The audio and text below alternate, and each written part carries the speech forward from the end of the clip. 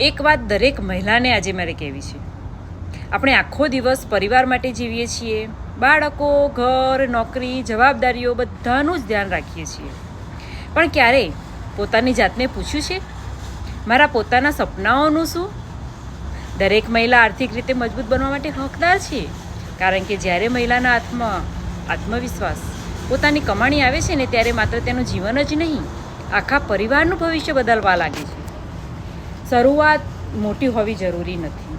જરૂરી છે માત્ર શીખવાની તૈયારી, સતત પ્રયત્ન અને પોતાના ઉપર વિશ્વાસ.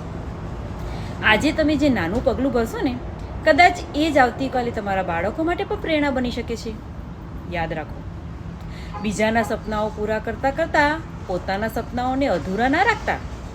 કારણ કે એક મજબૂત મહિલા માત્ર પોતાને જ નહીં, પરંતુ આખા પરિવારને આગળ વધારવાની શક્તિ ધરાવે છે.